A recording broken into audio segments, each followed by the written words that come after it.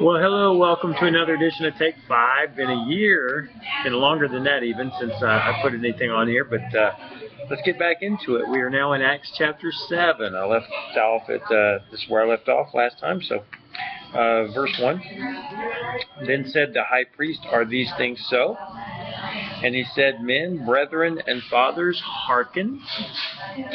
The God of glory appeared unto our father Abraham when he was in Mesopotamia, before he dwelt in Charan." Now this is Stephen speaking. They've arrested Stephen, and he's giving his testimony, so to speak. They actually, anyway, let's just get back into it. Verse 3, "And said unto him, Get thee out of thy country and from thy kindred, and come into the land which I shall show thee." So he's saying, God spoke to Abraham and said, "You got to go somewhere, and I'm going to show you where. So just hang in there." These glasses are a little bit off. I think I can do it without them. Verse 4, "Then came he out of the land of the Chaldeans, and dwelt in Charan. And from thence, when his father was dead, he removed him into this land wherein ye now dwell. And he gave him none inheritance in it, no, not so much as to set his foot on. Yet he promised that he would give it to him for a possession, and to his seed after him, when as yet he had no child. And God spoke on this wise, that his seed should sojourn in a strange land, and that they should bring them into bondage, and entreat them evil 400 years.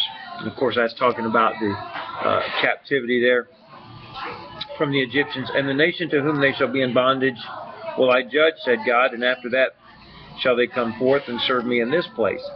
And he gave him the covenant of circumcision. And so Abraham begat Isaac, and circumcised him the 8th day. And Isaac begat Jacob, and Jacob begat the 12 patriarchs. And the patriarchs, moved with envy, sold Joseph into Egypt, but God was with him. The nice thing about chapter 7 of Acts is that it gives you the overview of the Old Testament, basically, in one chapter. And so that's what we're doing. We're moving along here. Verse 10. "And delivered him out of all his afflictions, and gave him favor and wisdom in the sight of Pharaoh, king of Egypt. And he made him governor over Egypt and all his house.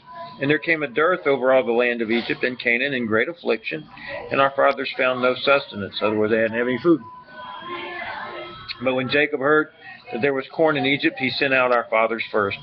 And at the second time Joseph was made known to his brethren, and Joseph's kindred was made known unto Pharaoh.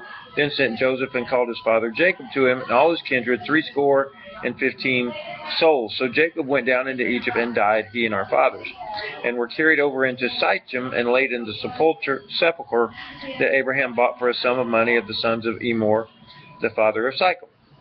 But when the time of the promise drew nigh, which God had sworn to Abraham, the people grew and multiplied in Egypt, till another king arose, which knew not Joseph." Of course, this would be Pharaoh, the bad guy. Verse 19, "The same dealt subtly with our kindred, and evil entreated our fathers, so that they cast out their young children, to the end they might not live." They actually killed all the firstborn. You can go back and read that in the book of Exodus. Verse 20, "In which time Moses was born, and was exceeding fair, and nourished up in his father's house 3 months.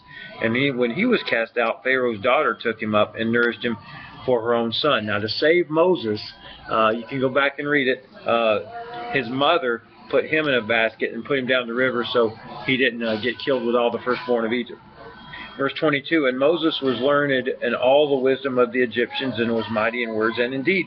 And when he was full 40 years old, it came into his heart to visit his brethren, the children of Israel." So he was raised up in Egypt, in Pharaoh's palace, and he decides to go visit his brothers in Israel. Verse 24, "And seeing one of them suffer wrong, he defended him and avenged him that was oppressed, and smote the Egyptian." All right.